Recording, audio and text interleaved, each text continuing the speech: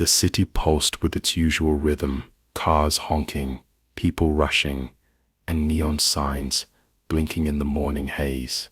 Thomas Mitchell stood just outside his flagship restaurant, sleek in his tailored suit, mid-call with a supplier. He was 35, a self-made millionaire, owner of a nationwide empire of luxury restaurants, and a man used to commanding attention. But just as he ended the call, something, or rather someone, froze his world. Across the street, sitting on the cold pavement near a traffic post, was a woman wrapped in a threadbare blanket, clutching a small child. Her head was lowered, her hair tangled, her posture weary, but when she looked up, the air left his lungs. Alina. The name escaped him like a secret he had been holding for years. The woman blinked in disbelief. Her eyes, though dull from exhaustion, were unmistakably the same deep brown that once held his entire world. Her face was thinner, worn by life, but still her. The same soft curve of her cheekbones, the same quiet strength. She didn't speak immediately. She only tightened her hold on the little girl in her lap, golden curls framing her pale face, eyes wide with fear. The child clung to her, like the world outside was too loud. Thomas. Alina's voice cracked, like a whisper slipping through years of silence.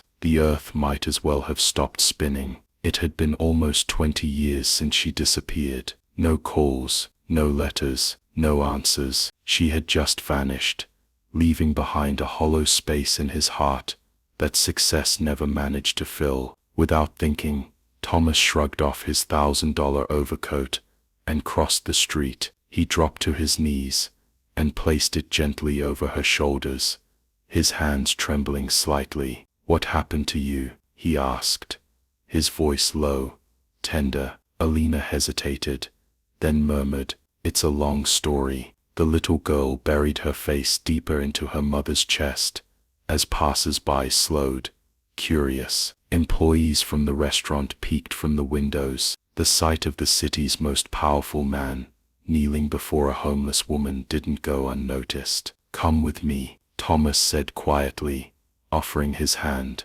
"I can't.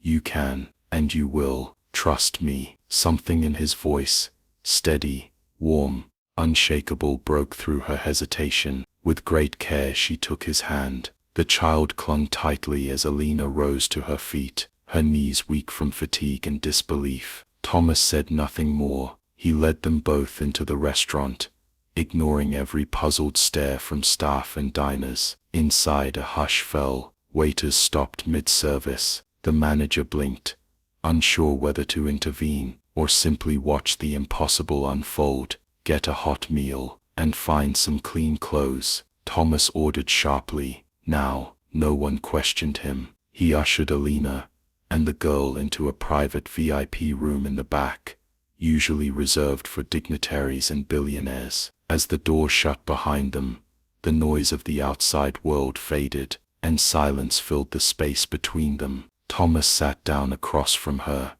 trying to process what he was seeing. "Alina," he whispered again, like he still couldn't believe she was real. "Where have you been all this time?" She looked down at the child who had drifted into a light sleep in her lap, her voice barely audible. "I left because I thought it was the only way to protect you." The VIP room was silent, save for the soft hum of distant kitchen sounds and the rhythmic breathing of the sleeping child. Alina sat hunched slightly, her hands clasped tightly in her lap, as if holding herself together. Thomas leaned forward, his elbows resting on his knees, eyes locked on the woman who had once meant the world to him. "I need to understand," he said gently. "You were gone for nearly 2 decades, Alina. No goodbye, nothing." Her throat tightened. "Because I was pregnant," she said, her voice barely above a whisper. Time stopped. Thomas blinked.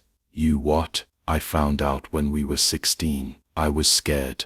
Alone. You had just gotten your scholarship to Stanford. Your whole future was unfolding like a dream. I couldn't be the reason you gave it all up." He stared at her, stunned. "I had the baby. A boy," she continued, tears slipping silently down her cheeks. Jacob, I had no support, no family, no money. I was just a teenager with a newborn, and no way to survive. So, I gave him up for adoption. Her voice cracked on the last word like a fault line splitting her open. Thomas leaned back slowly, as if the chair was the only thing holding him upright. His heart pounded in his ears. You gave up my son. She nodded, trembling. I didn't want to, but I believed. I needed to believe that another family could give him a chance I couldn't. I've lived with that guilt every day since. The weight of her words crashed over him like a wave, pulling every breath from his lungs. A son, a life he never knew existed. And her, he asked, motioning toward the little girl still nestled against Alina's chest. Sophia, she said softly, brushing a curl from her daughter's forehead. She's from a marriage I thought would be safe, but he wasn't the man I thought he was. He died in a car accident 2 years ago, and left us drowning in debt. I lost everything, our home, my job. We've been sleeping in shelters, sometimes just on benches. A soft knock interrupted the moment. A waiter entered with 2 plates of steaming food and a tray of fresh fruit. Alina thanked him with a nod, her voice too hoarse to speak. Sophia stirred from the smell,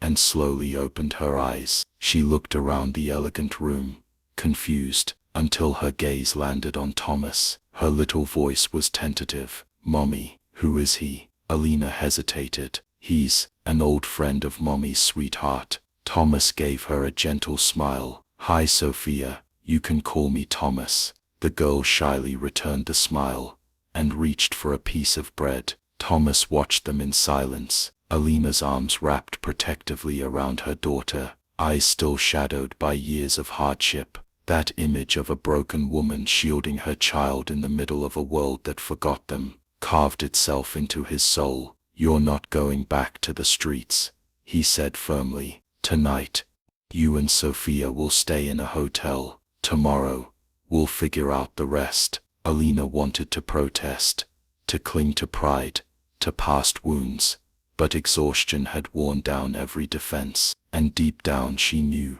no one had treated her with kindness in a very long time. She nodded silently. That night, Alina stood in a hotel suite with clean sheets, a warm bathroom, and the glow of the city outside. She watched Sophia run to the window in wonder. Mom, look, I can see the top of the world. Alina knelt beside her. It is beautiful, isn't it? She whispered, taking her daughter's tiny hand in hers. Downstairs in the lobby, Thomas hadn't left. He couldn't. He watched the elevator lights blink slowly, and felt something stir inside him, something he hadn't felt since he was 16. It was more than nostalgia. It was an awakening. He pulled out his phone and called his assistant. Marcus, I need you to arrange something. Clothes, toiletries, IDs, everything a woman and child might need. Her name is Alina Rodriguez. The girl is Sophia.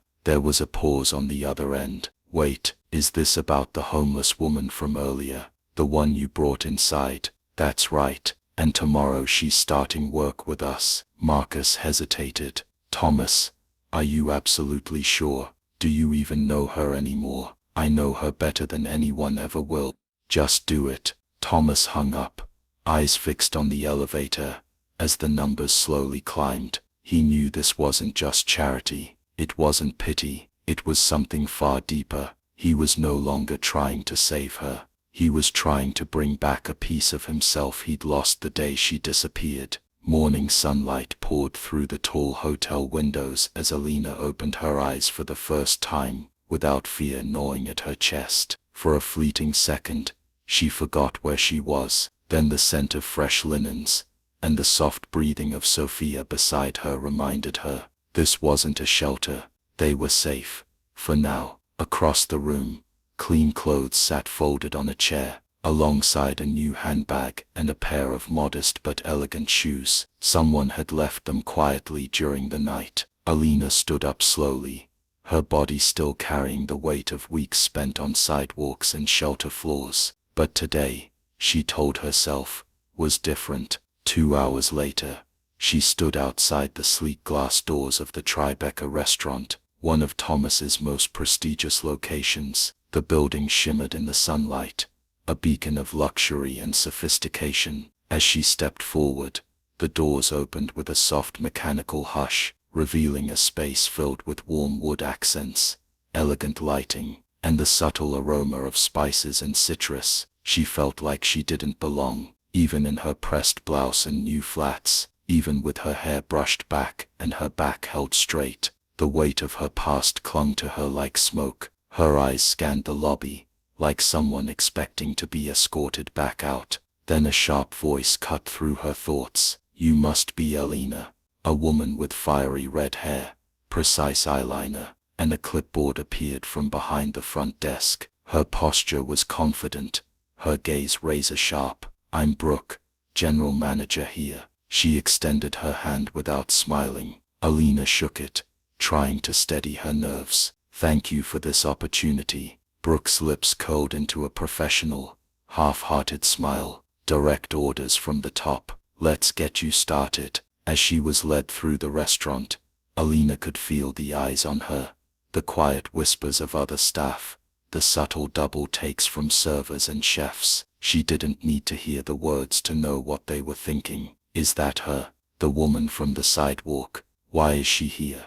But she kept her eyes ahead, her footsteps firm. By noon she was handed a digital menu system to learn, shown how the reservation board worked, and introduced to the back-of-house teams. Every moment tested her, her memory, her speed, her composure. The kitchen buzzed like a machine, and she forced herself to move with it. 3 different employees tried to casually corner her, attempting to fish out the truth about her connection to Thomas, but she sidestepped every one with polite, vague responses. By the end of the day, her feet ached, her blouse clung with sweat, and her back hurt from standing. But her head remained high. She had survived far worse than gossip. That evening, as the last of the dinner rush faded, Alina slipped into the small staff office to finish filing the supplier orders. Her fingers hovered over the screen, her mind heavy with the day. Then she heard footsteps. She turned, expecting Brooke, or worse, another curious co-worker. But it was Thomas. He stood in the doorway, hands in his pockets, watching her quietly. His eyes scanned her from head to toe, not with judgment, but admiration. Good evening, Mr. Mitchell, she teased with a small smile. He chuckled. Mr. Mitchell, that's new. I figured I'd better keep it professional in front of the staff. He stepped further into the room, arms crossed. So, how was your first day? Challenging, she admitted, but fair. Anyone give you trouble? Nothing I couldn't handle. Thomas nodded, impressed. For a moment, he just looked at her, the way her eyes still sparkled beneath the fatigue, the quiet pride in her voice, the strength in how she carried herself. I have something for you, he said, reaching into his coat pocket. He pulled out a sealed envelope and placed it gently on the desk in front of her. It's a 3-month employment contract, he explained. Assistant manager, full salary, housing, health insurance, everything. 3 months to get back on your feet, or enough time to convince me to keep you around permanently. Alina stared at the envelope, her hands trembling slightly. Why are you doing this? She whispered. His gaze softened. Because once upon a time, you believed in me when no one else did. Now it's my turn. She looked up at him, unable to speak. The room seemed to shrink, the air thick with unspoken emotion. There was a depth in his eyes that needed no translation. For the first time in years, she didn't feel broken. She felt seen, and somewhere deep inside her, a fragile, forgotten hope began to stir.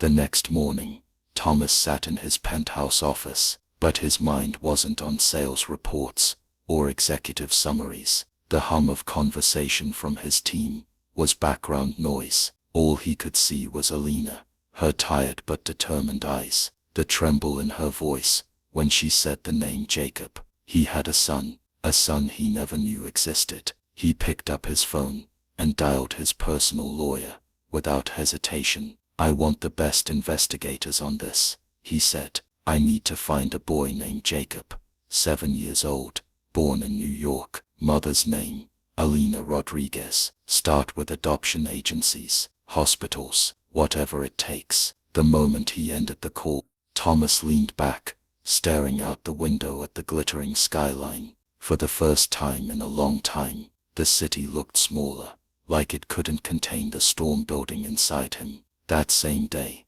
miles across town, Marcus sat in a coffee shop tucked between buildings that had seen better days. He wasn't smiling, he wasn't sipping his drink, he was staring across the table at a man in a wrinkled coat with sharp eyes and a laptop. His name is Jacob, Marcus said, voice low, son of Alina Rodriguez. Find out who adopted him, where he is now. I don't care what it costs. The man's fingers danced across the keyboard. That's a pretty specific request. Mind telling me why? Because Marcus said coldly, I need leverage. By the following afternoon, Thomas arrived unannounced at the Tribeca restaurant. Alina was in the kitchen checking a delivery manifest, her hands stained with ink and spices. When she turned and saw him, her breath caught. I need to talk to you, he said, calm but serious. In a private office, he shut the door behind them. I've hired a team to search for Jacob,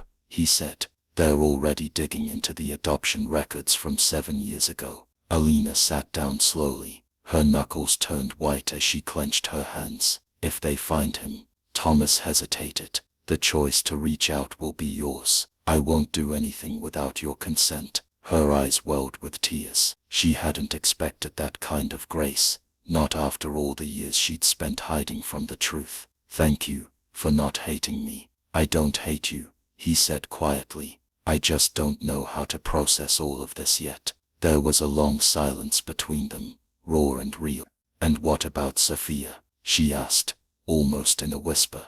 Thomas's face softened into the first smile she'd seen all day. She's already won me over. That girl's unstoppable. Alina let out a small laugh, wiping her eyes. But as she stepped back into the kitchen later that day, the brief moment of peace was shattered by a sharp voice. I heard the boss stopped by again, Brooke said, arms crossed as she cornered Alina near the walk-in fridge. He just came to talk, Alina said, trying to keep her tone neutral. And I also saw the contract in the system. Housing, full benefits, salary well above average. Not bad for someone who was on the street a week ago. Alina gritted her teeth. She wouldn't give Brooke the satisfaction of seeing her rattle. I just hope you know what you're doing, Brooke added with a saccharine smile before walking away. Alina didn't reply. She just turned and focused on the clipboard in her hands. She'd learned how to be invisible on the streets. She could survive judgment in a restaurant, but she didn't know that someone far more dangerous than Brooke was watching her every move. Someone who had once loved her, sabotaged her, and wasn't done yet. That evening, Thomas paced the floor of his penthouse, unable to focus. His phone buzzed. Email, subject, important development on Jacob. He clicked it open with shaking fingers. We've located adoption records matching the profile. A boy named Jacob, adopted by a couple in Connecticut, Brad and Karen Dawson. No biological children. The timeline matches. We're working on arranging contact with the adoptive parents. Thomas felt the room spin around him. Jacob was real, alive, and close. He didn't waste a second. He called Alina. Her voice was trembling the moment she picked up. Hello, we found him, Thomas said softly. Silence, then a breath. You're sure? Yes, the family's name is Dawson. They live in Connecticut, and from what we've learned, he's doing well. Alina sat on the edge of her bed, the weight of 7 years crashing into her all at once. I don't know if I can do this, she whispered. What if he hates me? What if he looks at me and asks why I left? Thomas's voice was steady. If he asks, you'll tell him the truth, and if he hates you, you'll accept it. But what you can't do is run anymore. There was a long pause, then a quiet trembling. Okay, a promise, hidden in a whisper, wrapped in tears. 2 weeks later, on a warm and quiet afternoon, Thomas parked his car outside a modest house in a leafy Connecticut suburb. The yard was tidy, flowers blooming in neat rows, a swing creaking gently in the breeze. Alina sat beside him, her hands trembling in her lap, her lips pressed into a tight line. Sophia napped in the back seat, clutching a picture book against her chest. Thomas reached over and gently placed his hand over hers. "Are you ready?" "No," she whispered, "but I'm going in anyway." They approached the front door together. Before Thomas could knock, it swung open. Karen Dawson stood there, a woman in her early 40s, kind-eyed, warm smile. She wore a simple sweater and jeans, but there was a calmness about her, like she understood exactly what this moment meant. "Please come in," she said softly. "Jacob is out back with Brad. We told him you were special visitors." Inside, the house was welcoming. Family photos lined the hallway, children's drawings decorated the fridge, and the scent of fresh cookies lingered in the air. Alina's heart pounded so hard it was almost painful. A moment later, Brad appeared, tall and soft-spoken, guiding a little boy by the hand. Jacob. He had tousled brown hair, bright curious eyes, and the kind of cautious confidence that came from being deeply loved. When he saw Thomas and Alina, he paused, looking between them with quiet curiosity. "Hi, Jacob," Thomas said, crouching down to his level. "My name's Thomas, and this is Alina." The boy looked up at Karen and Brad, then back at the strangers. "Are you friends of Mom and Dad?"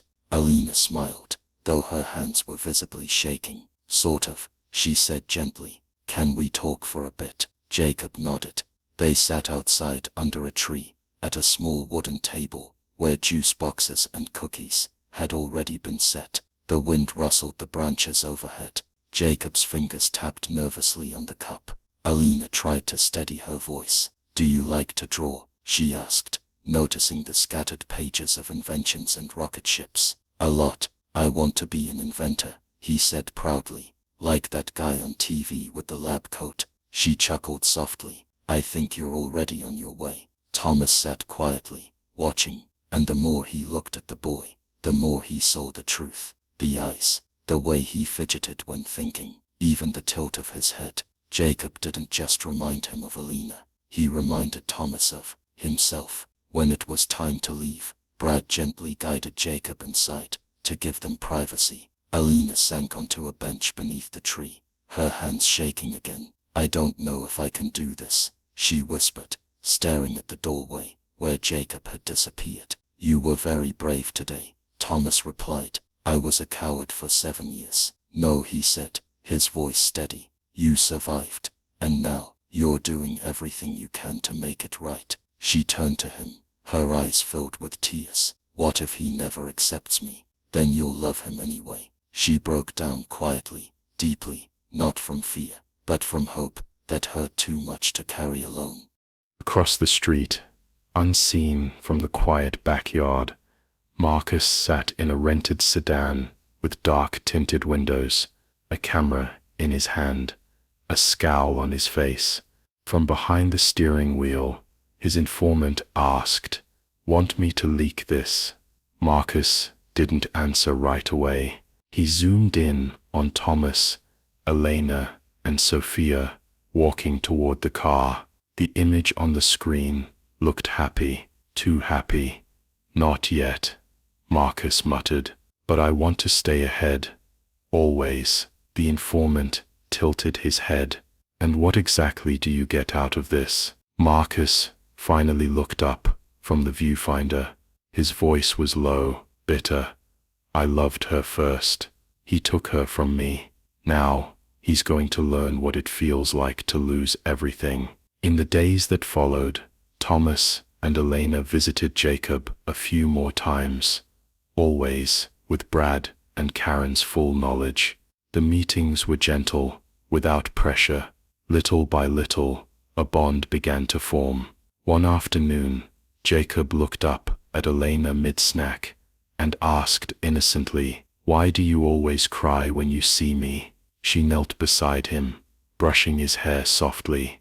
"Because I waited so long to be near you, and now that I am, my heart is trying to catch up." The boy didn't fully understand. He felt it, and that was enough. Meanwhile, Sophia had decided Jacob was her big brother from the very first moment. She clung to him, like a shadow, during every visit. "When are we going to play again?"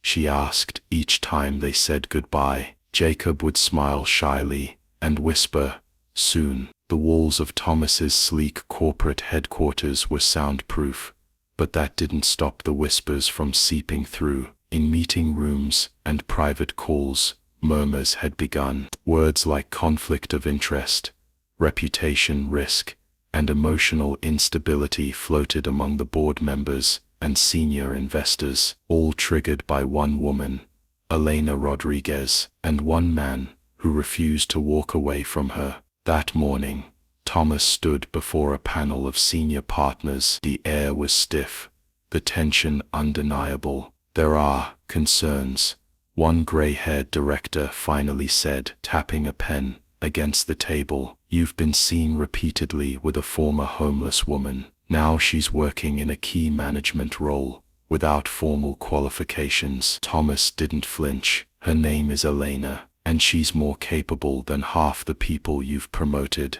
"This isn't personal," another chimed in. "It's about perception. Investors don't like questions they can't answer." Thomas's jaw clenched, but his voice remained even. "What ruins reputations isn't compassion, it's hypocrisy." Back at the Tribeca restaurant, Elena tried to carry on like nothing had changed. She poured herself into the work, early mornings, late nights, memorizing operations, improving team flow, but the whispers had grown bolder. "She's only here because of the boss." Pretty good for someone who used to beg for change. "I bet she doesn't even have a resume." Elena kept her head down. She had heard worse, but some wounds still stung, especially when they came dressed as fake smiles. That afternoon, Brooke, the sharp-eyed general manager, cornered her near the storage room. "Mind if I speak freely?" she asked with that signature forced kindness. Elena nodded.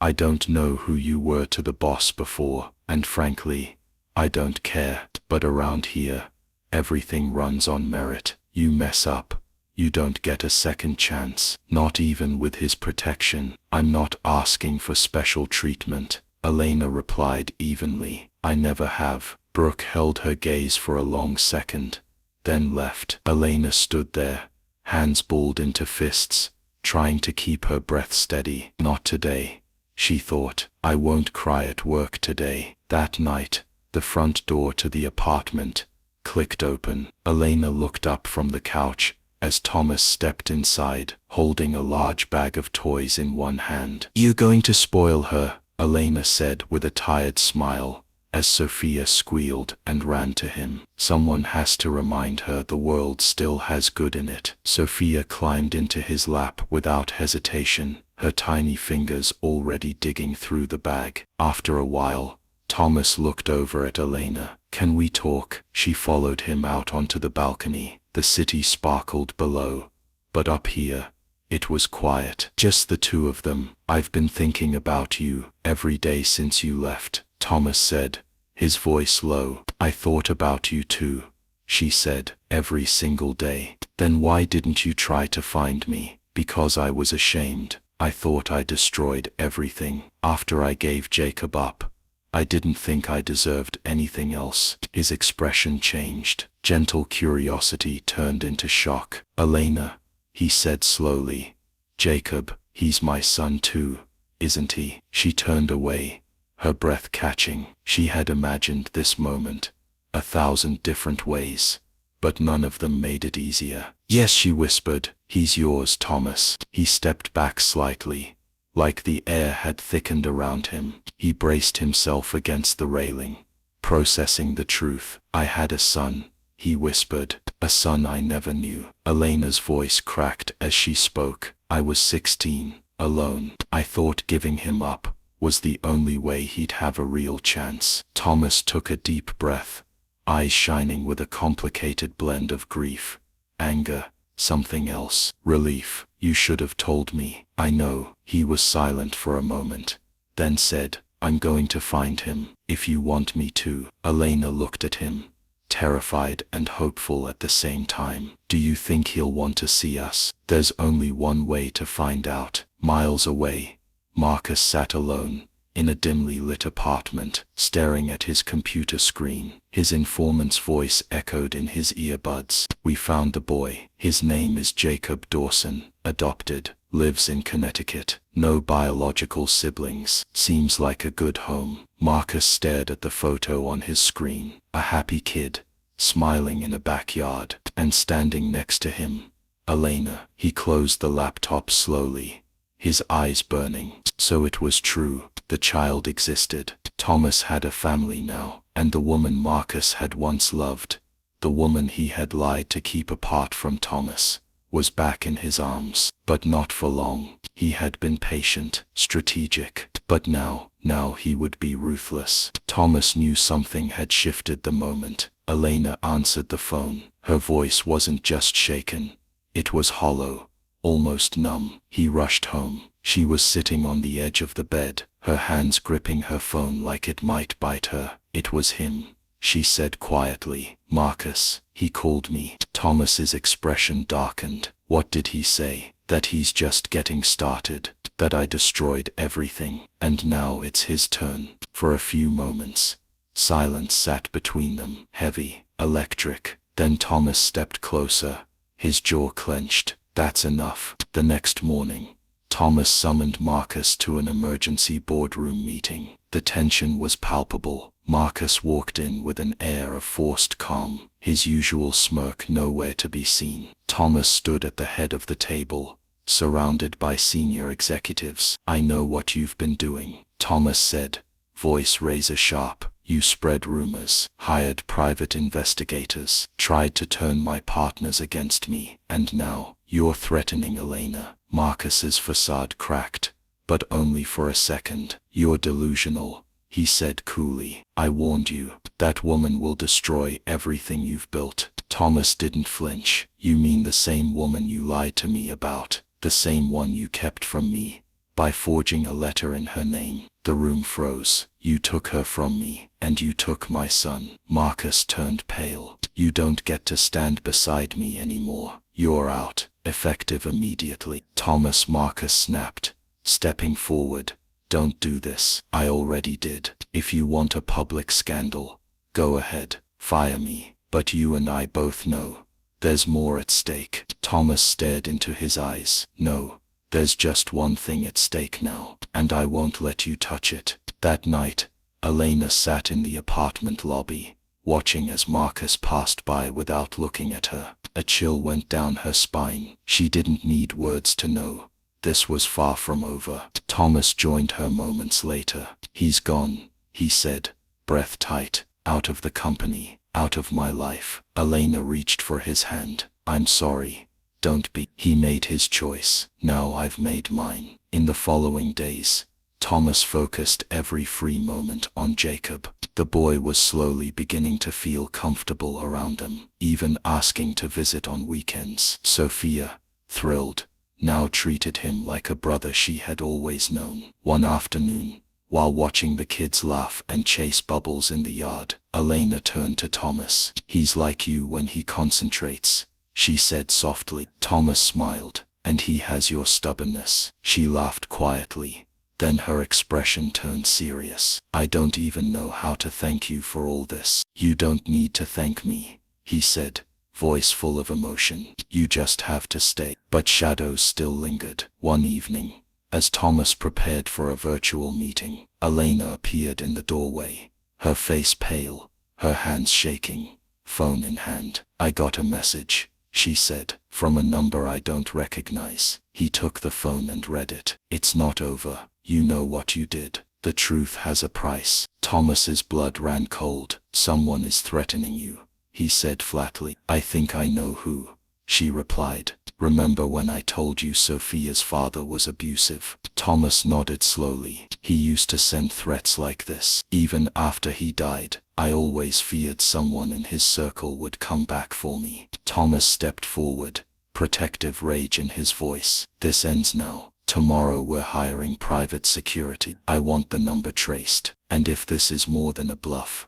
We disappear for a while. She looked at him, this man who had every reason to walk away, but instead stood in front of her like a shield. You're not alone anymore, Elena. The next day, one of Thomas's top private investigators traced the number to a prepaid phone, registered under a fake name, used near the neighborhood Elena once lived in. She hadn't been back there since she escaped with Sophia in her arms. It's likely someone connected to her late husband, the investigator said. We're cross-referencing known associates and recent activity. What if it's not just blackmail? Thomas asked. What if they try to hurt her or the kids? Then we'll find out who it is, the investigator assured, and we'll stop them before it escalates. But trouble didn't wait. That same week, Elena was managing the lunch rush when she spotted a woman standing at the far end of the dining room. Thin face,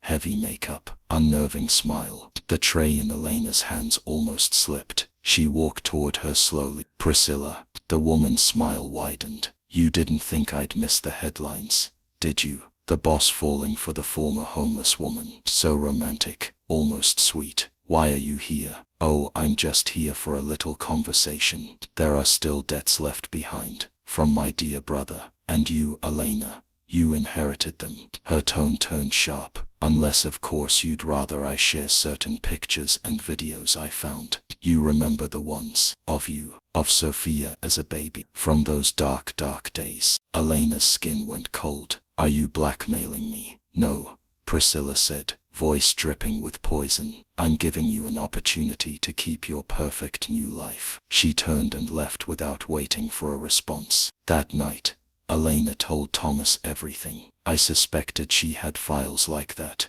she said, trembling. But I thought they disappeared when he died. If she releases them, she won't, Thomas said calmly. If she does, it's a crime, and I will have her arrested. What if the law doesn't act fast enough? Thomas looked her dead in the eye. Then we tell the truth, before she does. We take back control. Your story, your pain, your survival. It's not a weapon anymore. It's power. She stared at him, stunned. You really think people will accept me after everything I've done, everything I've lived through? I don't just accept you, Thomas whispered. I admire you.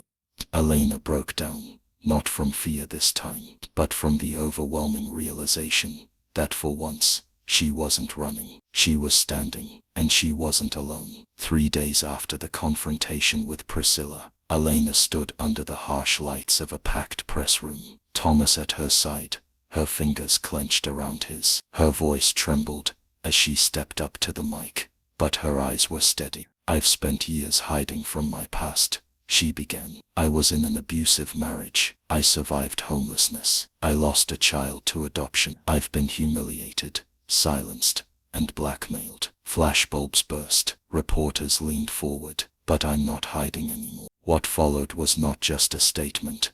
It was a declaration of war against shame, secrets, and the people who tried to break her. She didn't sugarcoat it. She spoke with honesty, strength, vulnerability. When she finished, there was a beat of silence, then applause, some hesitant, others thunderous. Thomas stepped forward. No one will weaponize her pain ever again. Not in my life. Not in this company. Across town, Priscilla watched the live broadcast on a cracked tablet, her face tight with fury. Her fingers curled around the edge of the screen as Elena's voice played on repeat. She did it before I could, she muttered. But the game had changed. The narrative was no longer hers to control, and now, she was the one being hunted. Days passed, public support swelled. The Tribeca restaurant became a symbol of redemption and resilience. Tables were booked weeks in advance. Elena, once judged and whispered about, was now the face of a story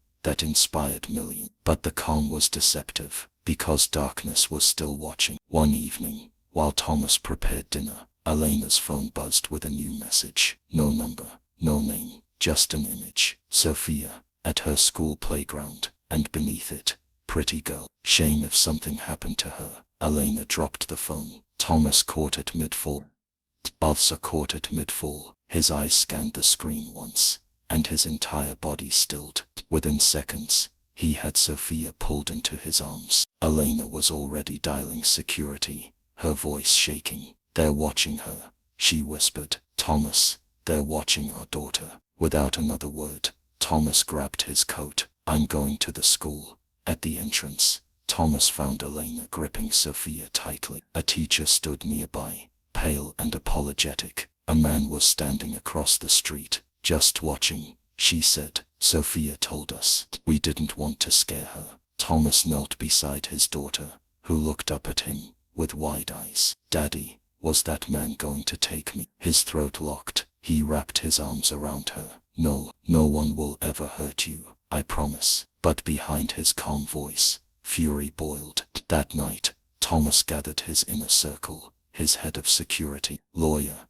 and private investigator. "I want names, faces, proof, and I want them gone." The investigator wasted no time. "We tracked the last message to a known associate of Elena's late husband. Name's Alan Correa. Criminal record. History of violent behavior." Thomas turned to Elena. Her voice was barely audible. "He used to threaten me when I tried to leave. He said, if I ever took Sophia, he'd find us." Thomas gripped her hand. "He's not going to get near any of you again." "But what if he tries to?" "He won't," Thomas interrupted, "because this ends now." The next days were tense. Sophia and Jacob were kept home, under heavy security. Elena took a temporary leave from the restaurant. The apartment, once filled with laughter, was now a fortress. But even with alarms and guards, fear lingered in the shadows. One evening, Jacob, ever observant, sat beside Thomas on the couch. "Is someone trying to hurt us?" he asked quietly. Thomas hesitated, then said, "Someone is trying to scare your mom, but we're protecting her. And you." Jacob thought for a moment. "Can I stay closer to Sophia, just in case?" Thomas's voice cracked as he replied, "Of course, son. You're already braver than most grown men." Then on a cloudy Tuesday, the threat became real. The building's intercom buzzed. A delivery driver claimed there was a package for Thomas Mitchell. Thomas hadn't ordered anything suspicious. He asked security to intercept it. Minutes later, a guard ran into the apartment. "Mr. Mitchell, you need to see this." At the front desk lay a sealed brown package. No label, no sender. Inside was a single tablet. Thomas powered it on. A video auto-played. Footage, old cruel footage, clips of Elena in her darkest moments, crying, screaming, begging, images of Sophia as a baby in dirty rooms, private, broken pieces of a life no one was supposed to see. And then a message: "You have 48 hours. Disappear, or the world sees everything." Thomas slammed the tablet shut, his heart thundering in his chest. He turned to the lawyer. "File an emergency restraining order against Priscilla, against Alan, now." By nightfall, the lawyer called back. "We found Alan. He was hiding in a small inn outside the city. He's been arrested. Devices seized. We have enough evidence for charges: threats, extortion, illegal possession of private material." Elena dropped onto the couch, hands shaking. "So it's over?" she asked. "It means," Thomas said, sitting beside her, "he's going to pay, and now you can breathe." The next morning, Sophia returned to school. Jacob rejoined his class, and Elena walked into the Tribeca restaurant for the first time in 2 weeks. Brooke met her at the door. "They say you just won a battle," she said, arms folded. Elena smiled. "Maybe I did." Brooke's expression softened. "Welcome back, warrior." That night, for the first time in weeks, Thomas and Elena sat on the balcony with no guards pacing below, no threats hanging in the air. "You look like someone who's about to do something crazy," Elena said with a smile. He chuckled. "Maybe." "What is it?" He stood up, took her hand, and pulled a small box from his jacket. "I don't have a fancy ring, no violin music, but I do have this." He got down on one knee. "Elena Rodriguez, mother of my child, woman of my soul, will you marry me?" Tears filled her eyes. "Yes," she whispered. "Yes." The night after the proposal, Elena couldn't stop smiling. Neither could the kids. Sophia bounced around the living room in her pajamas, shouting, "You're getting married. You're getting married." Jacob stood proudly in the hallway, holding a notebook. "I've already started planning," he said seriously. "We'll need balloons, cake, and maybe a fog machine." Thomas raised an eyebrow. "A fog machine? Weddings need drama," Jacob replied. Matter of fact. They all burst into laughter. The next morning, the sun broke through the windows like a blessing. For the first time in months, the home wasn't tense or fearful. It was light, joyful. Elena stood by the window with a cup of tea, watching Thomas try and fail to flip pancakes, while Sophia dumped sprinkles into the batter. Jacob leaned on the counter, notebook in hand, observing like a project manager.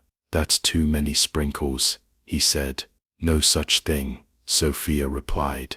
Elena laughed quietly. This messy, magical chaos was her new beginning. Later that afternoon, Jacob returned to Brad and Karen's home for the weekend. The goodbye was calm and full of hugs. Just before leaving, he looked up at Thomas and smiled. "See you later, Dad." Thomas froze. It was the first time Jacob had used the word. His throat tightened. He managed to nod, overwhelmed. A few days later, Elena received an envelope at the restaurant. No return address, just her name written in careful cursive. Inside, a single note: "Not every monster stays locked up forever." Her hands trembled. The blood drained from her face. Thomas took one look at her expression and didn't ask questions. He read the note and called their security team immediately. "The police believe Priscilla is still on the run," Thomas said that night, pacing their living room. "But she's losing her allies. No one's protecting her now." "That doesn't mean she won't try again," Elena said, voice tight. "She's always worked from the shadows. Then we bring her into the light. And if she shows up during the wedding, she'll regret it." The next week, Brad and Karen stopped by the apartment with a bouquet of wildflowers and warm smiles. "Jacob's doing great," Karen said. "He's really happy." Elena nodded, eyes glassy. "Thank you for raising him the way you did." "You're a part of him," Brad replied. "Always have been." "And what touches us most," Karen added, "is that you're not trying to replace us. You're just adding to his life." Thomas stepped forward. "You both gave him a home when he needed one. I'll never forget that." Karen smiled gently. "He's lucky. He gets the best of all of us." 1 week before the wedding, Elena got a surprise at the restaurant. A woman walked in, older, soft-spoken, with tired eyes. "Mrs. Lucia?" Elena asked, surprised. "I saw you on TV," the woman said, sitting down at the corner table. "Recognized your last name. You worked at my brother's bakery back then. You helped me when no one else did," Elena said softly. Lucia's eyes watered. "I didn't know what your husband was doing. Not until later. I should have done more." "You shouldn't carry that guilt," Elena replied. "Only he should have." The woman nodded. "Your son, he looks happy, and so do you." Elena reached across the table and gently held her hand. "Some scars never fade, but now, I've learned how to smile with them." 2 days before the wedding, Elena visited the orphanage where she had once lived. She donated funds in Jacob and Sophia's names, and spoke to the director about starting a new project. "I want to train and hire women who've been through hard times," she explained. "Help them rebuild like I did." "You're becoming an inspiration," the director said. "No," Elena replied. "I'm just returning what the world gave me when I needed it most." The night before the ceremony, Thomas handed her a small carved wooden box. Inside was a letter in his handwriting. "You taught me how to be a father before I even held my son. You taught me how to be a man before I knew I could love again. You didn't just walk into my life, you rebuilt it." Elena cried, not out of sorrow this time, but from a sense of wholeness. That night, she whispered against his chest, "Promise me even after we're married, you'll still hold me like this." "I promise," he whispered, "even when we're old and wrinkled." The wedding day, the morning dawned bright and golden. Sunlight poured through the windows like a blessing. In the living room, Chairs were set up in neat rows, candles placed by the windows, and flower petals lined the aisle. One Sophia had scattered herself, taking the job very seriously. The ceremony would be held right there, in their home, where the second chapter of their life had begun. Sophia stood in front of the mirror, wearing a white dress and a paper crown. "Should I wear the crown and a tiara?" she asked. "Too much, sweetheart." Elena laughed. "Too much is perfect for your wedding," Sophia insisted. In the corner, Jacob reviewed the guest list and adjusted the ribbon on the ring box. "We're going with chocolate almond cream cake," he announced. "Nothing less." "You're taking this very seriously," Thomas said, walking in. "It's your wedding, but I'm making sure it's unforgettable." When guests arrived, Brad and Karen were the first to greet Elena. "You look calm," Karen said. "I feel ready," Elena replied. "For the first time, I'm not afraid of the future." Outside, Brooke coordinated the restaurant staff. "If anyone says I cried during the kid's speech, I'll deny it," she joked, wiping a tear. The ceremony began with a soft acoustic guitar. Elena entered with Sophia, who tossed petals with great flair. At the altar, Thomas stood waiting, his white shirt slightly wrinkled, his eyes filled with awe. Jacob held the ring box like a professional, his chest puffed with pride. The officiant, a childhood friend of Thomas's, kept it short and heartfelt. "Today, we don't just witness a union, we witness a reunion of souls that survived the silence, the distance, and the fear." Thomas took Elena's hands. "I promise to love you on sunny mornings and stormy nights, not because you're perfect, but because together we are enough." Elena's voice trembled. "I promise never to forget where we came from, and never to let our past define our joy." Jacob stepped forward and handed over the rings. "It's official now," he whispered. When the officiant declared them husband and wife, the children ran to embrace them. The room erupted in quiet applause, some clapping, others simply smiling through tears. At the rooftop reception, Thomas pulled Brad aside. "I've been meaning to ask," he said quietly. "Would it be all right if I started calling Jacob my son, not just at home, everywhere?" Brad looked at him for a moment. "He already is," he said. "You just needed to catch up." Later, as twilight painted the city in gold, Elena danced with Sophia in her arms, while Jacob twirled Karen around. Thomas walked over, took Elena's hand, and spun her gently. "This feels like a dream," he whispered. "It's real," she replied, "and it's just the beginning." He kissed her forehead and said, "How about a trip with the kids after the school break? Our little family honeymoon." "Approved," she smiled. And there, beneath the city sky, with candlelight flickering and laughter filling the air, the past finally felt like it belonged to another life, because this one they had built together. The house was quiet, save for the gentle clatter of breakfast dishes and the low hum of the city outside. In the kitchen, Thomas, still in his apron, stood flipping waffles, while Jacob sat at the table, drawing up a breakfast report with serious focus. Sophia, of course, insisted the waffles needed more rainbow sprinkles. Elena leaned against the doorway, arms folded, watching with a smile that didn't fade. "You've become a full-time weekend dad," she teased. "I'm not sure if it's exhausting or amazing," Thomas replied, handing her a plate. "But I know I never wanted to stop." That afternoon, Jacob returned to Brad and Karen's home. The goodbye was tender.